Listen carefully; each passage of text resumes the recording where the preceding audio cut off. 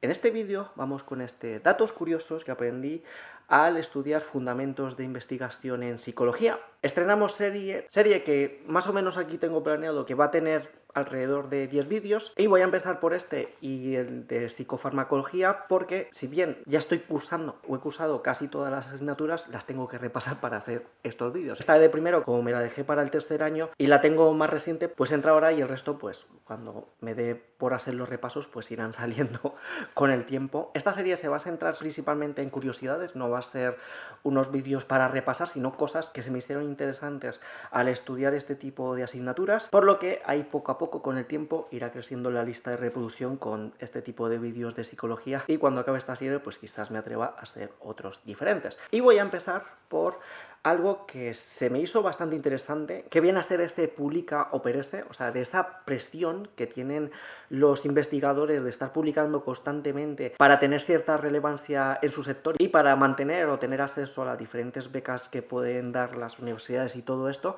al punto de que hay algunos que incluso llegan a falsear los estudios o cosas también como el autoplagio y cosas así, y según un profesor dijo en una tutoría, ese tipo de acciones igual no tiene consecuencias legales, pero sí te puede hacer perder la reputación, lo que es entre el gremio, por decirlo de alguna manera, y que no puedas volver a publicar por estar haciendo ese tipo de prácticas. También en clase un profesor dijo de que sería bueno que hubiese, por ejemplo, revistas de investigación que sea de replicar diferentes estudios, porque suele haber como cierto sesgo de que solo cuando estás proponiendo cosas nuevas es cuando tienes cierta relevancia, cuando realmente parte de la ciencia también se alimenta de que la gente replique los estudios para ver si dan los mismos resultados y así tener una evidencia, digamos, más sólida al respecto. Pero este tipo de dinámicas quizás tiene este tipo de efectos secundarios. Otra cosa que se me hizo curiosa fue el factor de deseabilidad social, que básicamente la gente cuando las entrevistas o les haces encuestas de manera directa tiende a responder lo que la otra persona quiere oír.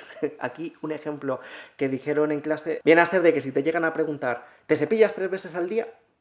O uno que sí que me pareció bastante lapidario es ¿qué opinas de la gente con gafas? Y que la persona que te está haciendo la pregunta es una persona que tiene gafas. O sea, que es como que podemos tener cierta tendencia a hacer bien quedas como una especie de mecanismo prosocial, por decirlo de alguna manera, y me pareció realmente bastante curioso, dando a entender la importancia de que los diferentes estudios sean bastante neutrales, porque si no, solo con este factor de la deseabilidad social pues puede falsear todas las respuestas porque van a estar sesgadas. O sea, aquí también otros ejemplos que se comentaron en clase vienen a ser de si te están haciendo preguntas sobre política, de oye, ¿qué opinas de este grupo político? Y la persona que te está haciendo las preguntas viste o se expresa o es como la persona del otro grupo político, por decirlo de alguna manera, pues a lo mejor para evitar confrontación vas a tender a decir cosas menos chocantes. Aquí me imagino, por ejemplo, de alguien que tiene las pintas de ser de una ideología radical haciéndote este tipo de preguntas y uno para simplemente evitar bronca de sí, todo lo que tú quieras.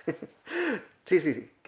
que paso de rollos contigo, que seguro que me la puedes liar. Pues aquí esta parte de la deseabilidad social me parece bastante, pero que bastante interesante, porque básicamente da a entender que cualquier tipo de estudio que se haga en el que por cómo se hizo este factor puede estar bastante latente, pues puede ser que sus resultados no sean del todo fiables. Otro dato curioso viene a ser el concepto de reactividad, que viene a ser la tendencia de que la gente cambie su comportamiento cuando son conscientes de que están siendo observados. Aquí un ejemplo que vi en clase viene a ser el de como un reality, hasta que no se acostumbran a tener las cámaras y que todo el mundo lo está grabando, a lo mejor hasta que no empiecen a ignorar ese factor, no empiezan a actuar de manera natural, por decirlo de alguna manera, y esto, a nivel de los estudios, parece ser de que hay bastantes estudios que, teniendo en cuenta este factor, los primeros datos que reúnen los desechan para que este factor no sea relevante en los resultados, cosa que me parece bastante interesante. O sea, es como si en un reality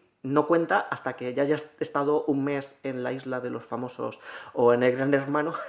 para poder evaluar tu comportamiento de manera más fiable, por decirlo de alguna manera, y me pareció un factor interesante. Luego otro dato curioso viene a ser a raíz de un experimento que estaba relacionado con el orden social y de las calles. Entonces era como que el experimento trataba de que si dejabas un coche con las ventanas rotas, la gente, como por esa sensación de desorden, por decirlo de alguna manera, tendía como a vandalizarlo más y cosas por el estilo. Y aquí una parte curiosa es que A partir de este experimento, que es un experimento que tuvo relevancia, hay algunas ciudades que hicieron legislación de tener las calles completamente impolutas, con este principio de que si todo está en orden, en buen estado, pues la gente tiende a vandalizar menos y a mantener más ese orden de la calle. Pero la parte curiosa en este punto no es tanto de ese primer estudio que sí dio por hecho de que al tener un coche con la ventana rota la gente tendía a vandalizarlo más porque era como que llamaba al caos, por decirlo de alguna manera, sino el hecho de que luego otra gente intentó replicar este tipo de estudios y no les dio el mismo resultado.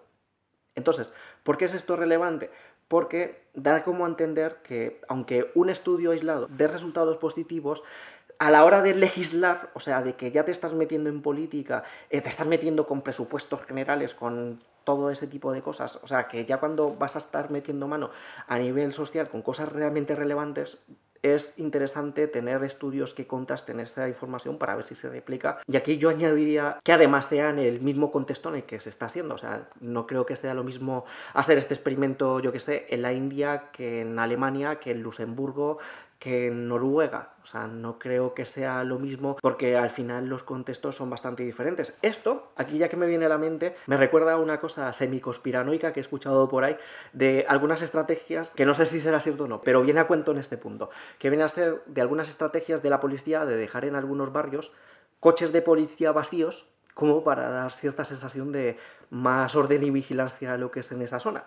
¿Vale? A lo mejor jugando un poquito con factores similares, que son como diferentes incentivos para mantener el orden público con este tipo de triquiñuelas. Y aquí me viene a la mente algo que creo que vi en psicología social, o a lo mejor lo vi en psicología de las organizaciones, ahora no recuerdo bien, que trataba de que había ciertos experimentos en zonas comunes, ¿vale? En las que si no había delimitación de que eso era privado y que era como de todo el mundo, pues que sí que tendía a haber más caos. O más que experimentos eran estudios, por ejemplo, en zonas de pisos que eran como de protección oficial y cosas por el estilo. Entonces, como se veía que eso era tierra de nadie, o que era de todos, no tener esos límites como que tendía a que se vandalizara todo más. Entonces, aquí a lo mejor lo de que las propiedades estén valladas y delimitadas, aunque sean estas vallas que uno ve que eso no es una valla ni eso es nada, alguien que quiera superar esa valla lo va a hacer si lo quiere hacer, pero parece que esos detallitos sí pueden tener ciertos efectos para evitar todo ese tipo de vandalismos, por decirlo de alguna manera. Está bastante interesante. Seguramente cuando haga el vídeo de psicología social o el de organizaciones, cuando repase esas asignaturas, salga este estudio y ahí lo cuente un poco mejor. Luego, otro dato interesante o curioso viene a ser esto de el avance de la ciencia no es sobre el vacío, es sobre el conocimiento previo. O sea, siempre mirar qué se ha publicado hasta ahora antes de investigar. Aquí en clase los profesores básicamente decían de que no intentes inventar la rueda de nuevo, sino que primero, antes de proponer, a ver qué se ha dicho hasta ese momento, porque por un lado es más eficiente, porque te puede estar ahorrando mucho trabajo que ya han hecho otros, y por otro, si conoces ese pasado, puedes más o menos ver qué puedes proponer tú nuevo que otros no hayan hecho y sobre todo no cometer los mismos errores. Me parece bastante interesante que al final, con esta parte de la ciencia, el contenido completamente original quizás a estas alturas ya no existe, porque siempre se ha raído de otras personas. Aquí me suena, no sé si será verdad o cierto, de una anécdota de Tesla o una historia de estas, o a lo mejor era Marconi el que inventó la radio, una cosa de esas, de que era que estaban tirándose bif, como diciendo, yo inventé esto, jaja, soy mejor que tú, y el otro dijo, sí, pero lo has hecho con no sé cuántas patentes mías. Pues más o menos a lo mejor tira un poco por ahí lo que es esta idea general. Luego, otro dato curioso viene a ser a nivel ético, a la hora de hacer experimentos, que aquí apunte como a nivel ético, si un tratamiento funciona, puede no quitarse para profundizar en la relación causa-efecto, o sea, reversión del tratamiento. Y aquí puse como ejemplo, si haces una medicina contra el cáncer que funciona, no la quites. Que básicamente vienen a ser dilemas éticos, porque muchos de los estudios intentan tener esa relación caso-efecto, entonces para poder tener la certeza. Entonces es deseable quitar, por ejemplo, las causas para ver si los efectos desaparecen o qué tipo de reacciones tienen. Y claro, en este tipo de casos, cuando está siendo un beneficio bastante notable e incluso vital, como aquí pacientes contra el cáncer, pues parece que a nivel ético no es admisible quitarle tratamientos para ver si la persona vuelve a enfermar. O sea, no sé si se entiende un poco la idea de esta parte de la reversión del tratamiento, que no siempre se debe hacer por este tipo de causas éticas. Porque claro, aquí yo me imagino en plan de alguien haciendo un estudio del tratamiento y parece que funciona y que la persona está mejorando, va y se lo quita y de repente que la persona palme por haber hecho el experimento para ver si eso era lo que funcionaba, para descartar cuánto del tratamiento era el efectivo y cuánto era un placebo, por decirlo de alguna manera, y contrastar con los grupos de control y todo eso. Y esto a nivel ético me pareció bastante, pero que bastante interesante. O sea, que puede que muchos de los tratamientos o cosas que funcionan ahora, a lo mejor no se pueden conocer todos los mecanismos por los cuales funcionan, porque a nivel ético no se puede comprobar con este tipo de experimentos de quitar tratamiento, volver a introducir, quitar y cambiar por otro a ver qué reacciones hay, quitar, poner un placebo a ver si vienen a ser las más reacciones, porque no está bien. No en todos los casos parece que puede ser admisible que se haga. Luego, otro dato curioso, que esto lo escuché en clase, viene a ser un caso de ruptura de ciego que me hizo bastante gracia, porque demuestra que uno, incluso creyendo que controla todos los factores, puede haber factores en los que uno no tiene ni idea, que puede hacer que los estudios no sean completamente ciegos, por decirlo de alguna manera. Y aquí lo apunté como: el sujeto se dio cuenta que le cambiaron la pastilla por placebo o viceversa, porque la pastilla antes flotaba y ahora no flota. Variable error dicho en clase. Vale, entonces, imaginaos un estudio en el que uno está ahí haciendo todos los esfuerzos para tener todos los factores controlados y va el listillo de turno y se da cuenta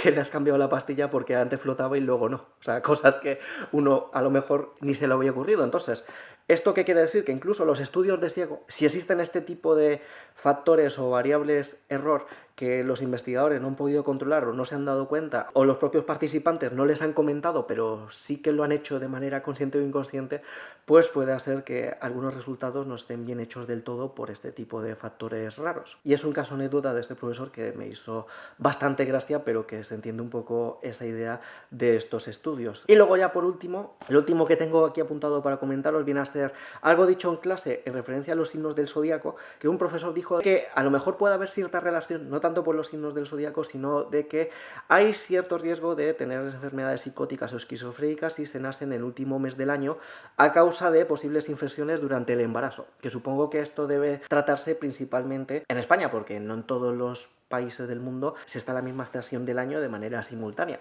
Y aquí añadiros de mi propia cosecha, por decirlo de alguna manera, porque ya hice un vídeo de la sección de magia y cosas raras con respecto a los signos del zodiaco, y yo cuando lo miré también parece de que puede haber ciertas relaciones, no tanto a nivel zodiacal, sino de por las propias estaciones del año, en plan de que no es lo mismo para la madre estar pariendo en invierno que estar pariendo en verano. No solo por estas partes de las infecciones que pueda tener la gente, sino de cosas como por ejemplo la exposición solar por la vitamina D o el propio nivel de actividad física que una persona pueda tener, porque no llama tanto. O sea, no es lo mismo ponerte a entrenar en exterior o ponerte a caminar en invierno, que hace un frío que pela, que a lo mejor si estás en zonas de nieve y no quieres salir de casa, que en primavera, que a lo mejor si tienes alergia tampoco quieres salir, que en verano, que hace un calor que te mueres. No es lo mismo, y supongo que ese tipo de cosas tendrá efectos en la gestación, como para que a lo mejor de manera indirecta, de manera popular, por decirlo de alguna manera, se hayan detectado ciertas similitudes en la gente que nace en ese tipo de fechas, que luego englobaron en estas cosas como los signos del zodiaco.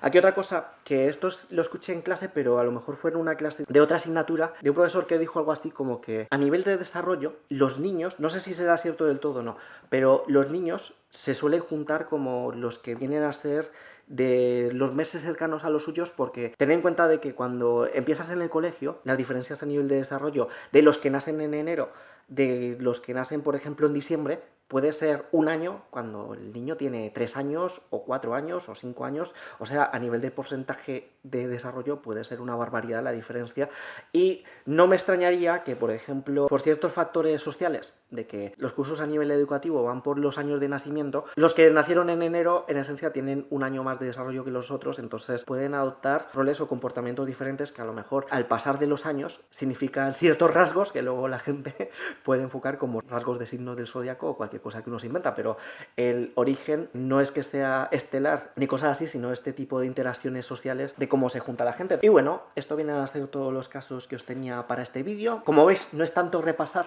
las asignaturas, sino cositas curiosas que a mí me hicieron gracia y que quiero compartir con vosotros. Un saludo y hasta otra. Chao.